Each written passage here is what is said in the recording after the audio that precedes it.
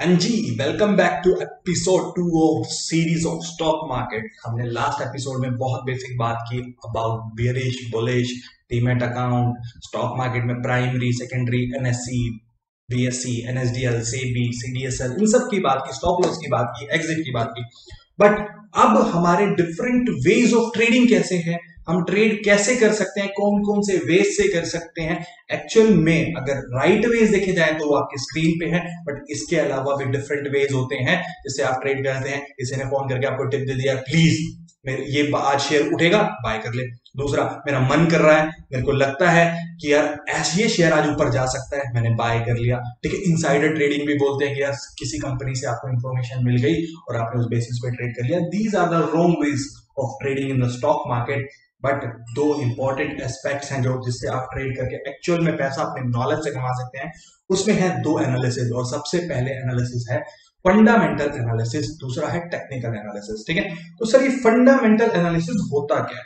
आपने कंपनी के रिकॉर्ड्स को चेक किया, कंपनी की डीलिंग्स को देखा कि कंपनी कितना प्रॉफिट कमा रही है, कंपनी का पास्ट रिकॉर्ड क्या है, कंपनी किस एस्पेक्ट्स को देख रही है, कंपनी के फ्यूचर प्रोजेक्ट्स क्या हैं, यानी कंपनी की बुक्स को टटोला, कंपनी के रिपोर्ट्स को देखा, कंपनी की स्टेटमेंट्स को देखा, कंपनी के बारे में जाना।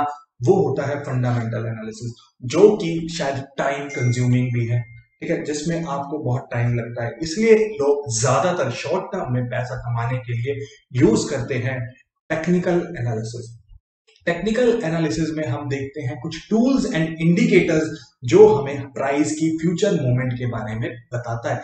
These are the indicators. ये जरूरी नहीं है 100% सही हो, और मैं कहता भी नहीं सही 100% होंगे, बट हाँ 80 to 90% आपको एक्यूरेसी से बता सकते हैं कि आपका प्राइस मूवमेंट कैसे होने वाला है। अप जाएगा, लो जाएगा, साइडवेज चलेगा।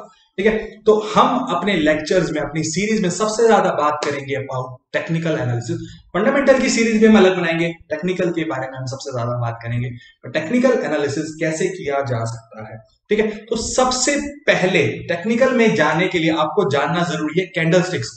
ठीक है, कैंडलस्टिक्स अगर आपको नहीं पता तो आप टेक्निकल एनालिसिस नहीं कर सकते। कैंडलस्टिक्स क्या होती हैं उसके बारे में जानना है। आपने अगर देखा हो कोई भी चार्ट के बारे में, तो उसमें दो कलर की कैंडल्स होती हैं। मोस्टली यही दो पाई जाती हैं, एक ग्रीन कैंडल और एक रेड कैंडल। इन्हें हम क्या बोलते हैं? कैंडल। ठीक है, ये हमारी कैंडल क्या है? कैंडल। तो ग्रीन कैंडल जो होती है इसका मतलब है प्राइस अप गया है, यानी अप ट्रेंड में है, यानी मार्केट बुलिश है। क्या है? बुलिश। और रेड है तो मार्केट गिरी है, यानी प्राइस कम हुआ है किसी भी शेयर का, यानी मार्केट बियरिश। इतना याद? ठीक, तो अब देखो मैं आपको बताता हूं इसमें क्या लिखा हुआ है। मार्केट अगर यहां ओपन हुई, ठीक है, और वो ऊपर गई, यहां पे हाई तक आई, फिर वो नीचे गिरी, ठीक है, और नीचे यहां लो उसने लिया, बट स्टिल यहां पे बंद नहीं हुई, यहां पे आके बंद हुई। ठीक है, यानी ओपन से अबोव प्राइस पे बंद हुई। ठीक है, चाहे नीचे आई चाहे ऊपर गई, पर एक प्राइस ज्यादा था ओपन होने से क्लोजिंग का, तो वो बुलिश मार्केट में आ जाएगा, यानी ग्रीन कैंडल मिलेगी। एंड जस्ट अपोजिट इसके कि मार्केट ओपन हुई, यहां पे हाई भी लिया, लो भी लिया, ठीक है, स्टिल यहां पे आके बंद हुई, यानी ओपन प्राइस से क्लोज प्राइस कम है। इसका मतलब क्या है? मार्केट बियरिश है, मार्केट गिरी है, यानी कोई भी स्टॉक आपका गिरा है। ठीक है, तो जो अप आएगा, जो आप ऊपर देख रहे हैं, यानी अभी मैं आपको बताता हूं एक चीज और। ठीक है, ये होता है इसका हाई, ये इसका हाई, ये इसका लो, ये इसका लो। बट इंपॉर्टेंट एस्पेक्ट आपको अभी भी कम समझ आया होगा, जो कि इस चीज में आपको समझ आएगा। बट ये हाई और वो ये क्या है, आपको एक छोटी सी बात बताता हूँ। कई जगह आपको ग्रीन की जगह व्हाइट कैंडल भी मिल सकती है, रेड की जगह ब्लैक, है वही सेम कैंडल का कलर ही चेंज हुआ है। तो अगर आप ये चीजें देखेंगे, एक कैंडल है, कैंडल का जो ग्रीन पोर्शन है, यानी व्हाइट पोर्शन है, या रेड पोर्शन है, या ब्लैक पोर्शन है, उसे हम बोलते हैं बॉडी। क्या बोलते हैं? बॉडी। ठीक है, अगर बॉडी है और बॉडी के ऊपर एक छोटी सी स्टिक है, यानी आप देख रहे हैं एक लाइन है, इसे हम बोलते हैं विक। यानी इसका मतलब है अपर लाइन है तो वो हाई उससे ऊपर था, क्लोजिंग से हाई ऊपर था, फिर नीचे आया, फिर बंद हुआ। ठीक है, ये इसे बोलते हैं विक, और इसे बोलते हैं हम बॉडी। ठीक है, कई बार समझे, विक को कई जगह कुछ लोग शेडो भी बोलते हैं। ठीक है, तो शेडो और विक एक ही बात है, पर टेक्निकली हम विक बात करेंगे। कई बार समझ में? विक। समझे? चले आगे चलेंगे। तो फिर भी मैं अब आपको समझाता हूं और अच्छे से बुलिश और बियरिश कैसे हो सकता है। सामने देखेंगे बुलिश कैंडल कैसे। मैंने आपको एग्जांपल लिया कि मार्केट ओपन हुआ 100 पे, यहाँ पे 100 था, ठीक है। अब मार्केट खुली, अब कहीं भी जा सकती है, ऊपर भी जा सकती है, नीचे भी जा सकती है पूरे दिन में। मार्केट का टाइम होता है 9:15 से 3:30 का, ठीक है। अब मार्केट ऊपर गई, मार्केट ऊपर गई और उसने अटेन किया लेवल ऑफ 115, कितना 115। फिर हो सकता है मार्केट नीचे भी आई हो 295, बट स्टिल उसने अपने आप को बंद किया, यानी क्लोज हुआ 110, 110 पे, ठीक है। तो ओपन से क्लोज में आपकी क्या बनेगी बॉडी, इससे ऊपर है यानी हाई कुछ था पर क्लोज उतना नहीं था, तो यहां पे बनेगा विक और लो में भी बनेगा विक, ठीक है।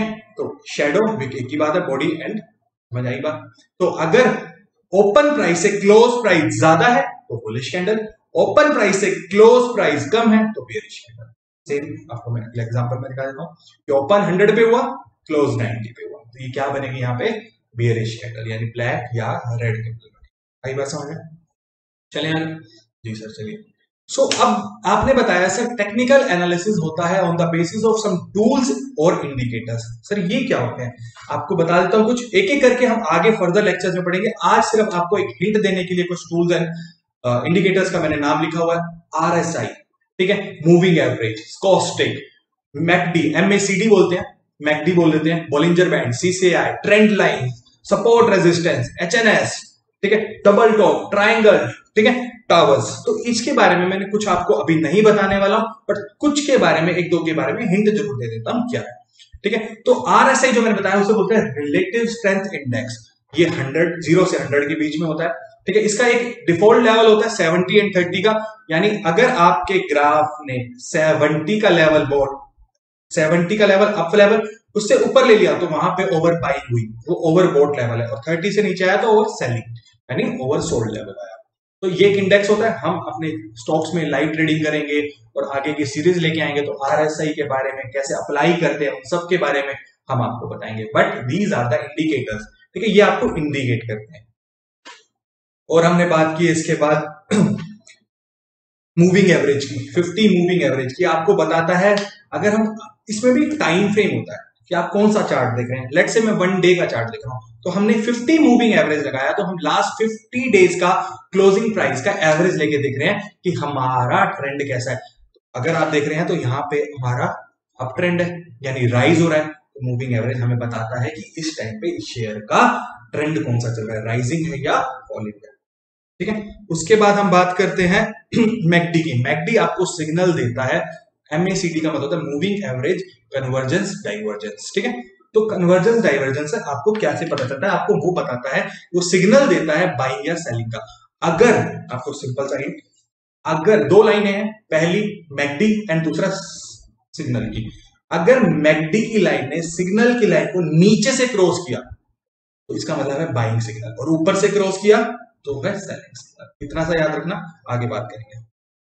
बॉलिंजर बैंड, बॉलिंजर बैंड एक बैंड यानी आपको एक एरिया बताता है कि स्टॉक किस एरिया में ही अप एंड डाउन हुआ है, उसमें हमें अपर बैंड और लोअर बैंड मिलता है। लोअर बैंड से हम पता कर सकते हैं कि अब इससे ऊपर कितना रहा है, और अपर बैंड से इसे नीचे कितना गया।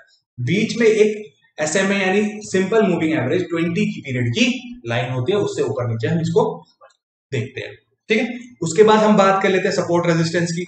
सपोर्ट रेजिस्टेंस क्या होता है सर, रेजिस्टेंस यानी इससे ऊपर रेजिस्ट कर दिया।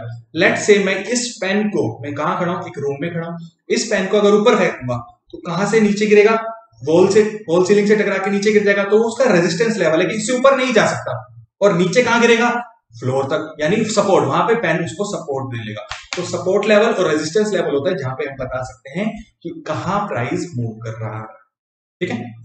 उसके बाद ट्रेंड लाइन देख रहे हो, ट्रेंड लाइन हमारा शेयर का प्राइस, आपको पता है शेयर कभी ऐसे ऊपर या नीचे नहीं होता, ऐसे प्राइस उसका ऐसे चलेगा। तो अब ये ट्रेंड लाइन है, ये अप ट्रेंड लाइन है कि ऊपर जा रहा है हमारा शेयर, ठीक है, इससे हम इंडिकेट करते हैं, ठीक है। उसके बाद हम बात करते हैं, आपको पता है एक बात, NSE BSE आप कितने शेयर्स में डील कर सकते हैं, ट्रेड कर सकते हैं। BSE पे 5000 कंपनी लिस्टेड है, NSE पे ऑलमोस्ट 1600 कंपनीज लिस्टेड है, इनमें तो आप डील कर ही सकते हैं। उसके बाद आप फ्यूचर्स में कर सकते हैं, ऑप्शंस में कर सकते हैं, कमोडिटीज में कर सकते हैं, करेंसी में कर सकते हैं। 4 currency, 9 commodities, 200 future, 200 options, 5000 BSE के शेयर्स एंड NSE के 1600 शेयर्स, इन सब में आप ट्रेड करके पैसा कमा सकते हैं। अगर आपको मेरी बातें समझ आ रही हैं, अच्छी लग रही हैं, तो प्लीज हमें क्या करना है, आपको फॉलो करना है इन तीनों जगह पे @CA Ayush Ahuja with AAA, जहां पे आपको मिलेंगे बहुत सारी फाइनेंशियल लिटरेसी और स्टॉक मार्केट से रिगार्डिंग वीडियोस, पोस्ट और इंफॉर्मेशन। और साथ ही आपको सब्सक्राइब करना है हमारे YouTube चैनल को, जहां पे अब आने वाली है amazing amazing videos for your stock market. ठीक है, ऑप्शन ट्रेडिंग सब कुछ करने वाले हैं हम यहीं पे आपके सामने प्रॉफिट बुक करेंगे, लाइव ट्रेडिंग करेंगे, सब कुछ करेंगे। डीमैट अकाउंट से, अपने डीमैट अकाउंट से आपके लिए सब दिखाया जाएगा आपको। ठीक है, प्लीज इसको शेयर कीजिएगा, सब्सक्राइब करवाइए चैनल को और लाइक कीजिए वीडियोस को अगर आपको पसंद आ रहा है।